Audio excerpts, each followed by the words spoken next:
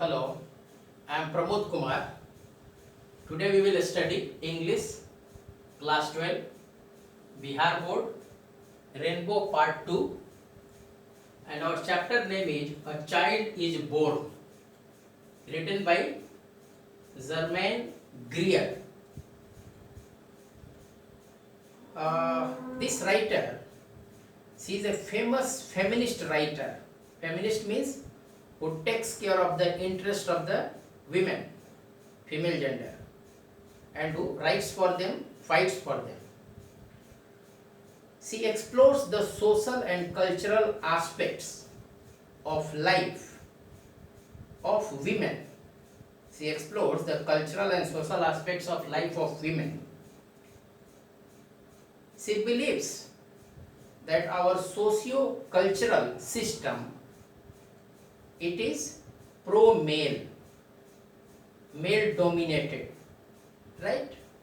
Socio-cultural practices are designed to suit male interest, predominantly male oriented, right? And they further subjugate women. Subjugate means bring under control, right? Subjugate.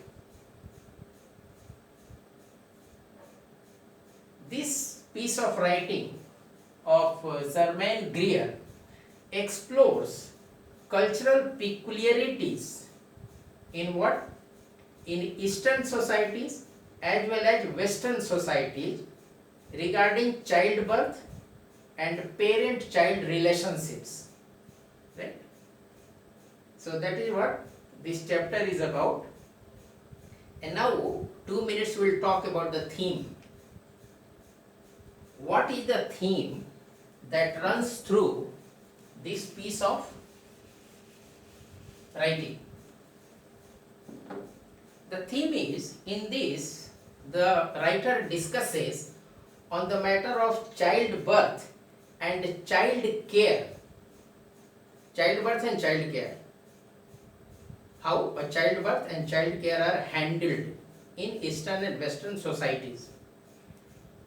She shows the difference between the Eastern and the Western societies on the subject of the pregnancy, child care, and child rearing, how a child is reared, brought up, right? She is of the view, she is of the opinion that the Eastern society is better in certain respects so far as pregnancy, childbirth, child care and child rearing are concerned. Eastern societies are slightly better better than Western societies, right? In the Eastern society, the pregnant woman feels more secure in prenatal means before childbirth. There is a period before a child is born, that is called prenatal. So a woman in Eastern society feels more secure in prenatal as well as postnatal. Postnatal means after childbirth. In both activities she feels more secure, right? This is hardly found in the Western societies. So how did it start? In Eastern societies, there are lot of traditions, rites, superstitions, prohibitions,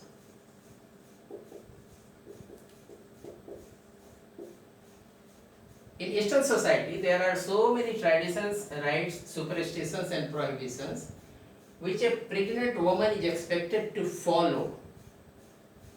Why follow? To ward off unknown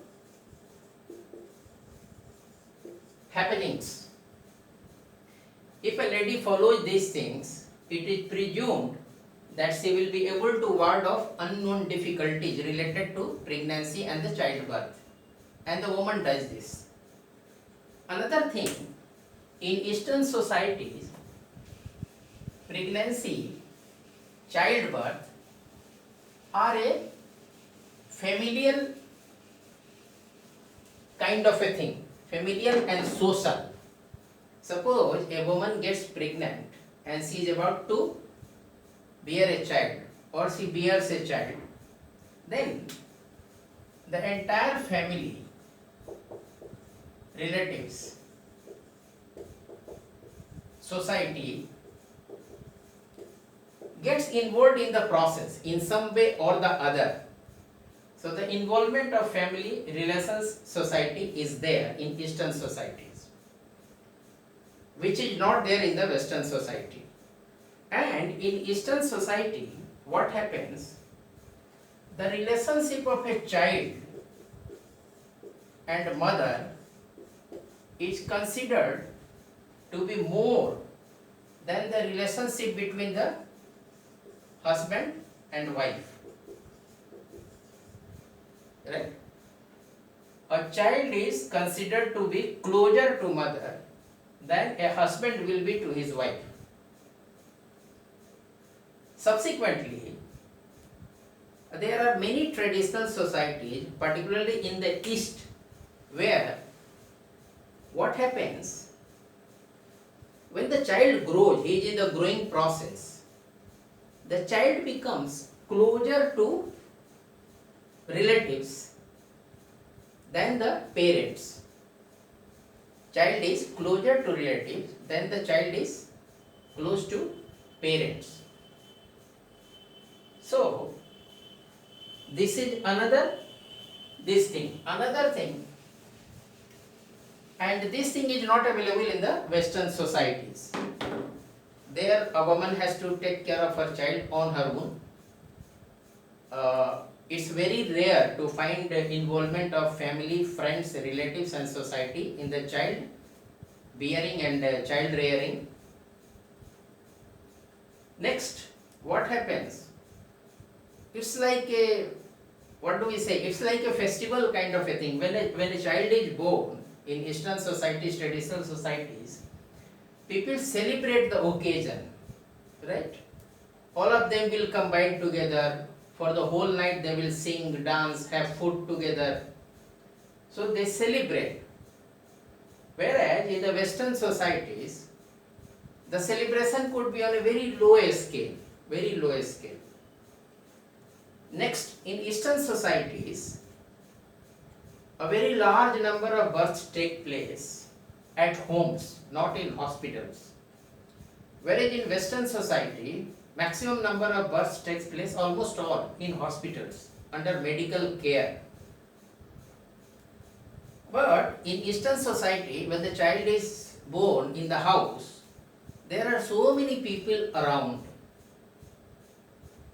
right? It means childbirth in Eastern societies is almost always attended. Almost always attended means some people are always there to take care of during childbirth in the Eastern societies, traditional society, which is not the case in the Western society. In Western societies, births take place in the hospitals, and very rarely somebody from the family, friends, relative, society will be there. Only the medical staff will be there, right? Next, in Eastern society, when the births are taking place maximum at homes and minimum in the hospitals, it has got disadvantage. What is the disadvantage? The disadvantage is that since majority of births take place at home, child mortality and maternal mortality rate is very high. as compared to the Western society, right? Same thing is very low in Western societies. Child mortality rate and maternal mortality rate is very low. Despite that, in Eastern traditional societies, they celebrate childbirth in a way which is not seen in the Western societies. Next, in Western societies, lot of medical equipments, technology, medical equipments plus technology are used in childbirth, and the focus of the medical staff is more on the machines and technology and less on the mother bearing the child. You got my point? In Western societies, there is a very huge emphasis on medical equipment and technology in respect of childbearing. When the lady is in the hospital for bearing the child, and the medical staff in the hospital will be focusing more on the machines and technology and less on the patient, far less on the patient. And in Eastern societies, it is the other way around. Very little use of medical equipment and technology, and very high involvement of people like close relatives, friends, family, and the society, people from society. Another thing, the expenses of Medicare connected with latest medical equipments and technology is very high. It is not affordable for a very large population which is poor, not well off. So the writer had visited one hospital and she saw that it was a very modern hospital, well equipped, but most of the patients were lady patients for giving birth to the child were there, and most of them were in pain. But the hospital staff was engaged with their medical equipments, technology and processes, and very little with the suffering patients who were in deep pain. So the writer was very pained to see that, right? So overall, the writer says that if we see overall, the pregnancy of a lady, the childbearing, child rearing are much better in traditional Eastern societies rather than the Western societies, where it is too impersonal, plus very much dependent upon medical equipments, plus technology, plus medical staff. The advantage is child mortality rate, maternal mortality rate is low. The disadvantage is childbearing women are left to fend for themselves. They remain in pain. Very few people to take care of them in the hospital during that painful process. Right? So they feel lonely. They undergo a lot of pain. Right?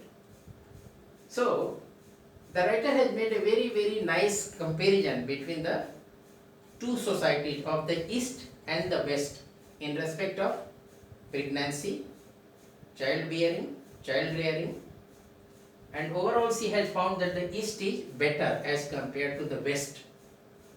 Right? So this is all about this chapter, and I will request you to contact me on my email if you need any assistance, support. My email address will be at the thumbnail to the video. Thank you very much.